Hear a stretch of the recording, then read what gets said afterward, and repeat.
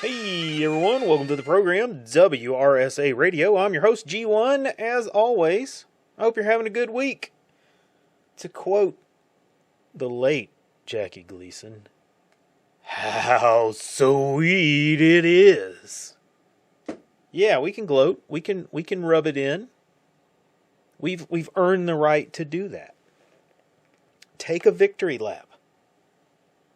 It's a beautiful day, a new dawn, if you will. It feels good. Something was achieved that has been a long time coming. We won a victory, okay, a major victory. But let's come back down to earth. Kind of roll it back a bit, okay? We won a victory, but it was just a battle. And it's a major battle. Don't think I'm underestimating it. I'm not diminishing the level of victory that was won. But one battle, one victory, is not the war. Okay? It's not the end of this. Donald Trump winning office does not mean that the enemy has been crushed and driven into the darkness to cower in the deepest cracks of Mordor. That only happens in the books and movies, albeit very good books and movies. The real world doesn't work like that. It's not that nicely tidied up.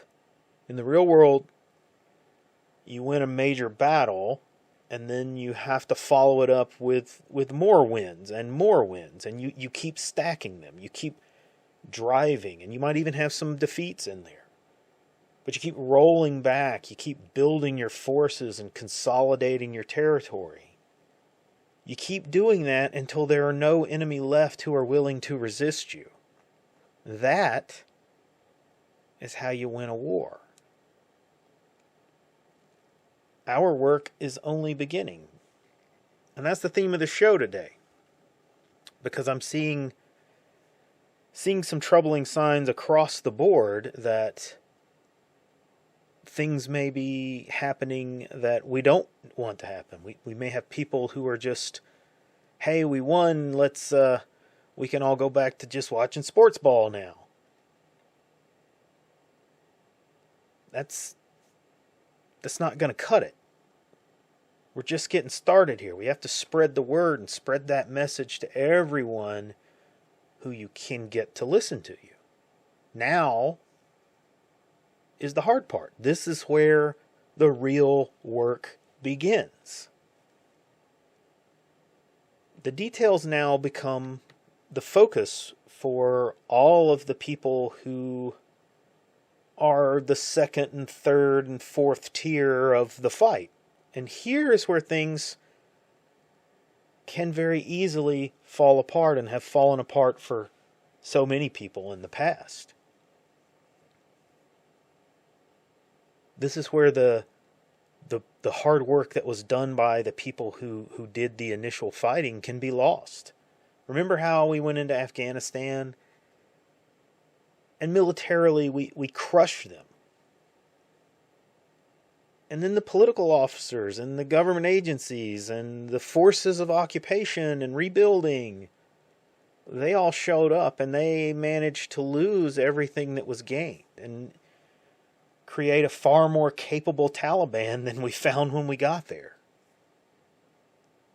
The last thing that we want to do is to create a far more capable communist insurgency that's within our population. Never underestimate the ability of well-meaning people to absolutely demolish the thing that they're trying to fix and make better.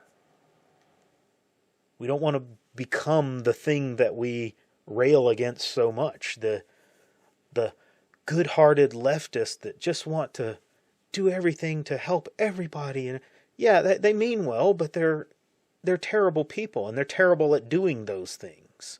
We don't want to become that.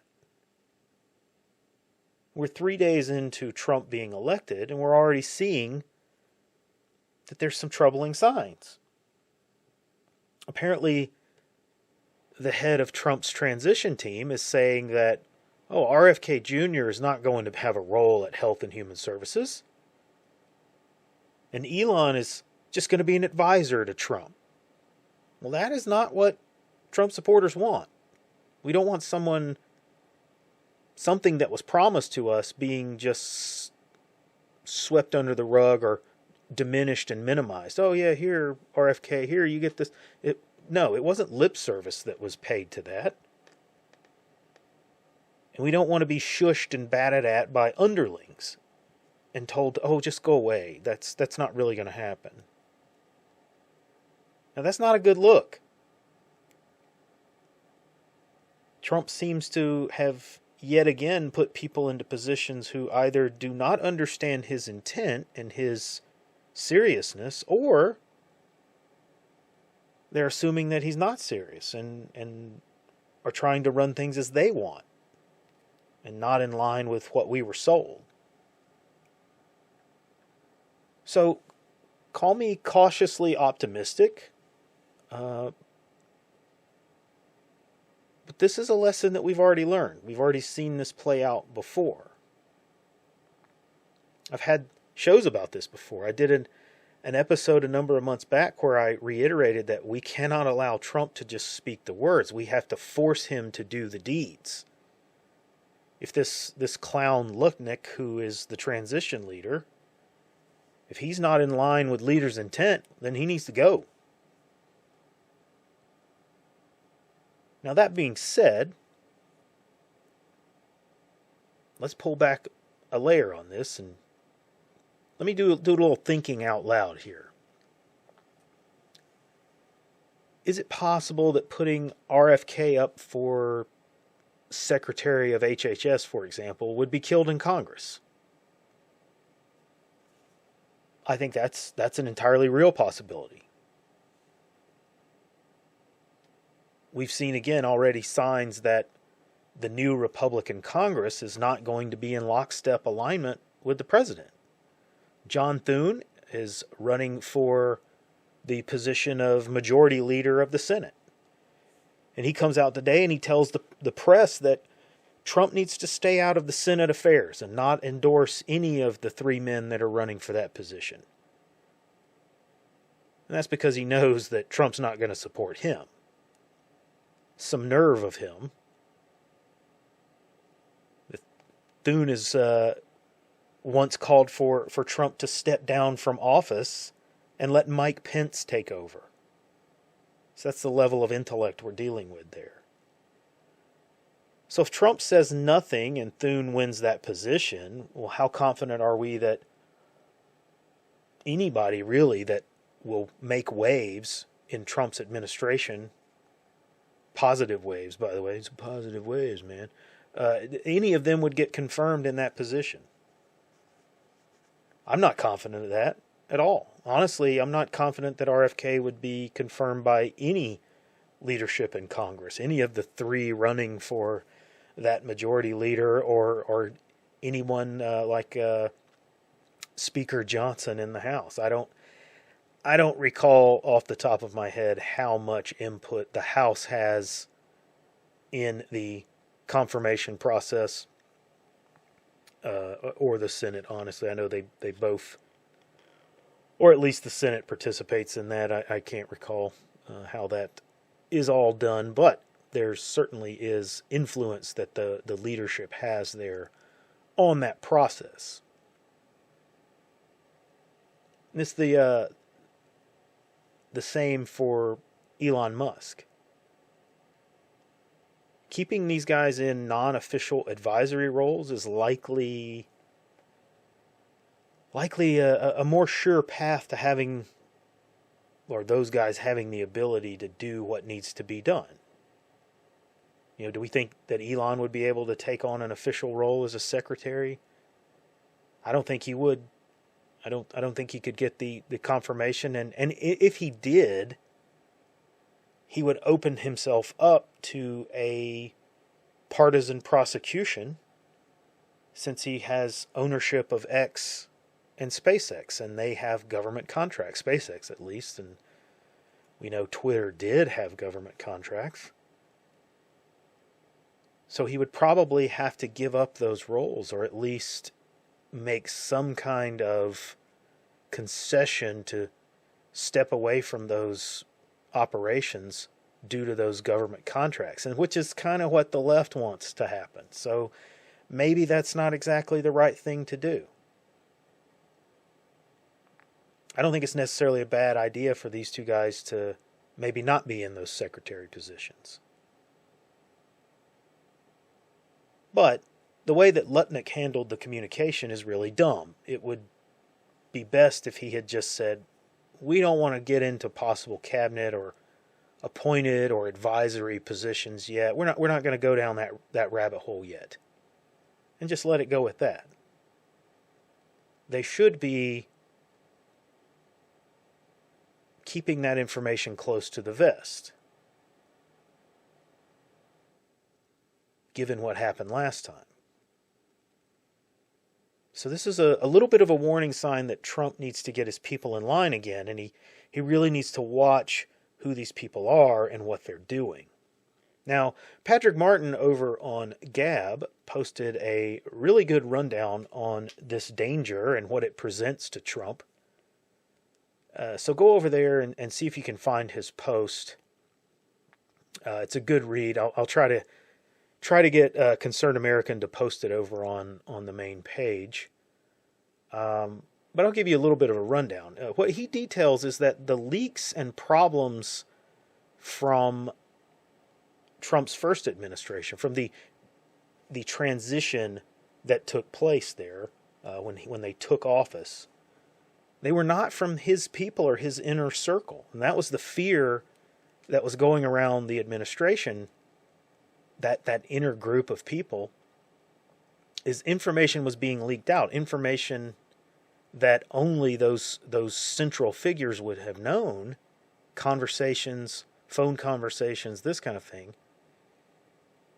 And Trump was even firing some people, telling them, you got to step down because I can't trust you. This information's getting out here, and you and I were the only ones that had that information, or a very small group of people did.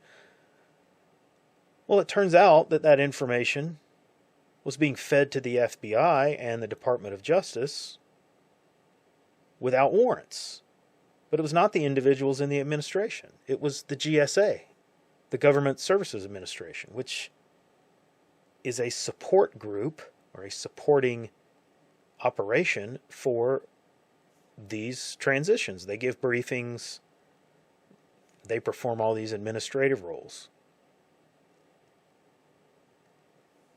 The problem with this support is that due to public records laws, they record and document and copy everything. And they have access to all the communications.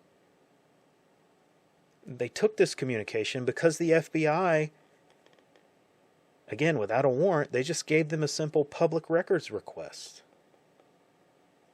And so GSA provided it right to Comey and Strzok and that whole team, that whole crew that later tried to prosecute the president. All of this was done in coordination with Obama, and likely the Clintons and the Bidens as well. There's no reason to believe that they weren't involved in that. And Patrick points out that Trump does not need to use the GSA to support his transition, and hopefully he does not. Hopefully he and his people have learned this lesson and they will not repeat this mistake. Now, I bring these things to light because these little slips and these little problems will magnify if they're not identified and fixed. These little cracks lead to great big failures. We all have to be on guard for these things and shine the light on them so that the Trump team will fix them. Bring this up. Make these comments in comment sections. Get this information to podcasters and streamers and the people that matter, or the people that matter in the sense that they have the ear of the Trump administration, so that this stuff will be brought to light. It will be given to them so they will pay attention to it. We can't assume, they're professional, they know what they're doing.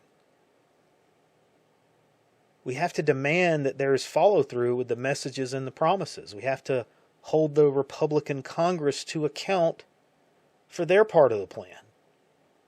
They have to do the job that they were sent to do, which is to enact Trump's agenda. And it looks like the Republicans are going to have control of both sides of Congress, so there's no excuse for not getting this done. This victory was a landslide. It didn't turn out, thankfully, like I expected it to do. I had predicted that she would lose the election. I thought, I said Trump would win.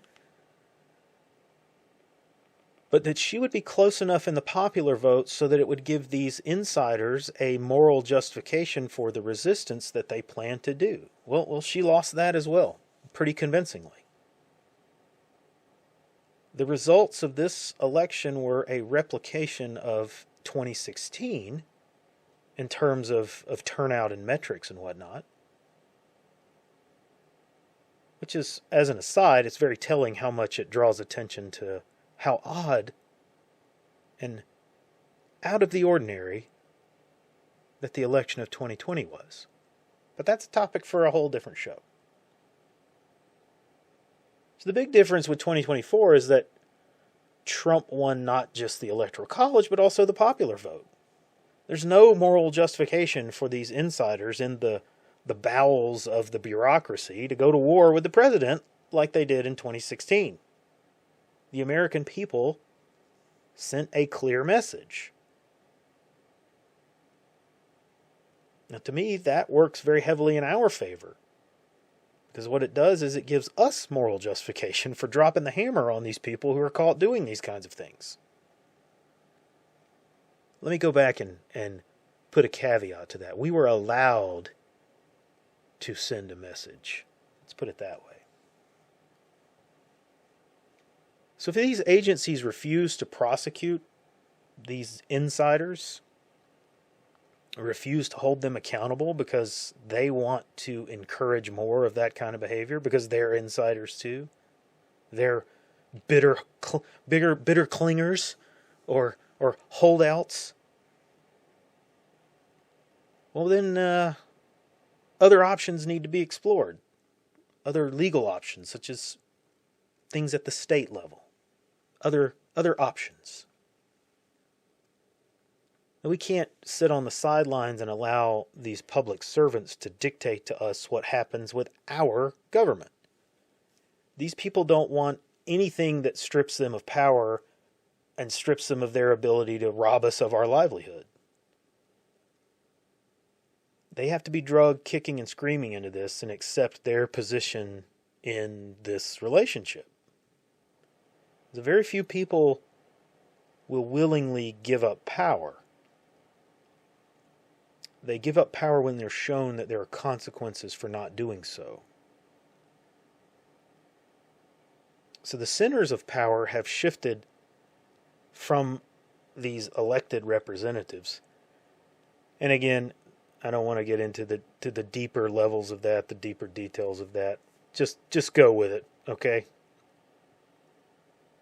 It's shifted from those supposed representatives to these unelected people. And the people who have enough money to buy loyalty. Donald Trump is the best hope that we have to pull that center of power back at least somewhat in our direction. And we may not get it all there in one poll. I certainly don't expect that. I don't have any anticipation that we're going to right the ship in a year, or really even 4 years for that matter. This is a long road. It's a long process. But we got to take this opportunity and not squander it. So the real takeaway from this battle is that we cannot just go back to sleep. We cannot allow ourselves to go back to the hyper-focus of our day-to-day lives and forget politics and all those annoying things that people argue about online. You've got to stay alert, stay focused, and stay in the fight.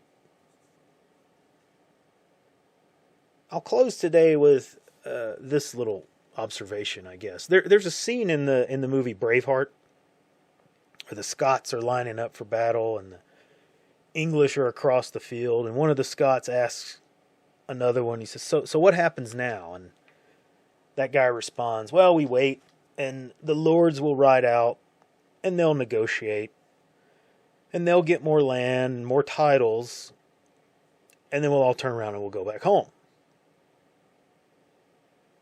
And then William Wallace rides up, and his men with him, and he says he's off to pick a fight. And he rides out with the lords, and they meet in the center of the battlefield, and he doesn't allow them to talk and negotiate. He doesn't allow the lords to just make it a show. He pushes and he pushes and he goads them into a real battle that they win. Now that is what we have to do. We are William Wallace. We have to push the fight and hold the Lord's feet to the fire. Make them do what they should be doing, what they've said that they will do. Now is not the time to simply turn and go home and accept that someone got themselves a new title, but little else is going to change. That's not good enough. This Tuesday was the Battle of Stirling Bridge. But we've yet to have the Battle of Bannockburn. We just got to keep marching in that direction. Now, that's all I got time for this week. Like and subscribe. Come see us over on Gab. Nice crew and the Cold Fury WRSA blog. And I'll see you on the next episode.